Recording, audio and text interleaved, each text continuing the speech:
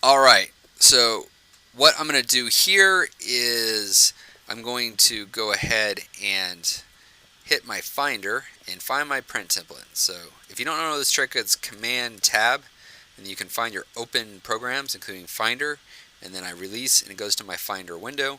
And so in my Finder window, I know I put those print templates in there before, and I'm going to use this one that says 240 at the end. So it's headshot template for a borderless printer, in this case the 3800, 240. And I'm going to double click, and that's going to bring it into Photoshop. And think of this as a placeholder. So I've got my template here on the right, and then I've got the client image here on this side. So first thing I'm going to do is start on the client image. Command A, that lets me select that entire layer. Command C, that lets me copy it. And then I go to the template, and you'll notice strategically this template's been set up so that it's got the placeholder that's highlighted. So when I go Command V, boom, it drops in that image as a layer 1 over that template. You can delete that if you want at that point. It's not going to be a big deal. The client's never going to see that. So it's ready to go as is. Next up, let me kind of explain how this template works.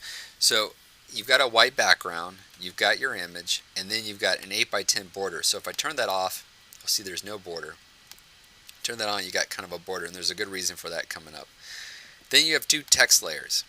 The first one is the client's name. So if I turn that off, you see her name disappear at the bottom.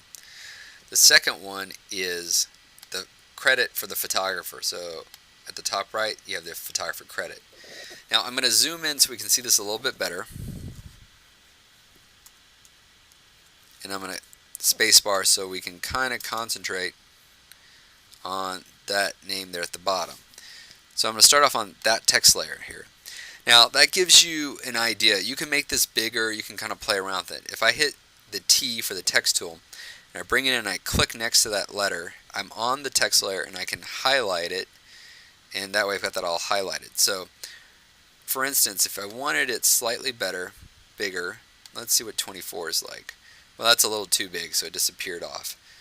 So you could do it like that, or let's see, what's 19 like? So 19 is a little bit bigger. So that's one thing I could do. Another thing I could do is I could change the font. So if you're not a big fan of this font, you can kind of scroll up and look at some of these, and you could kind of see how it looks in different ones. So if you wanted something a little bit more formal, you could pick something like that, and you could change it accordingly there. And make it as big as you can. Sell that person off well. So I've got that, and if I have it and I like it, I can hit the check. And let me use the move tool, or V, and I'm just going to kind of pull that back down and give it some good space here. So make sure you kind of fill that area as much as possible.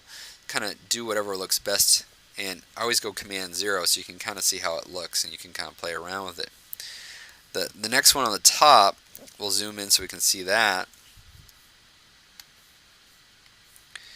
So it's vertical text layer. It says photographed by, and then the photographer's name in this case here, and that gives you a photo credit. So if you need to change that, you grab your text tool again. If I click next to that S, I can highlight going down. So if you needed to retype your name, you could just highlight that part and retype your name. And use a very basic font and keep it small, because it's not about you at this point, but you're giving yourself credit for doing that. So I'm going to hit cancel, and I've got that together here, and I've got one ready to go, other than the fact that I don't like the way she's positioned. So if I click on layer 1 and I grab my move tool, I can move her around and I can adjust how she's moved.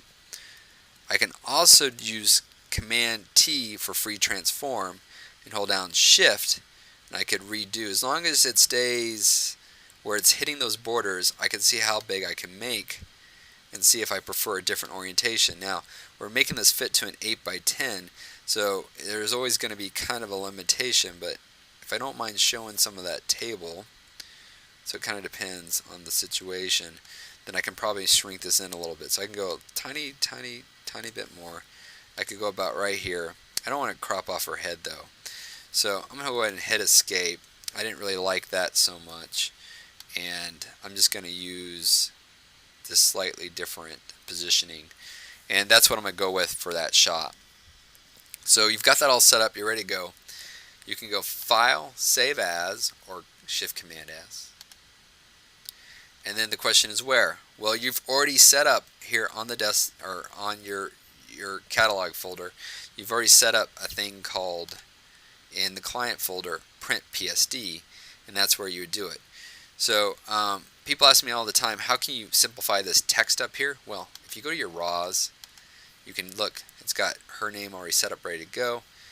If you knew what number you were using, you could pick that number actually. So if it was 4, you just pick that 4, you're good to go. And then I'm going to go back to the Print PSD, and in this case here, I'm going to change this to say print.psd, because it's a Photoshop file, layers, and I hit save, and I'm done. So I've got one done. I'm going to go Command W, and then I'm going to close down that as well. Close this down. I'm just going to say don't save, and I can go back to Lightroom, and I'm ready to go for the next one.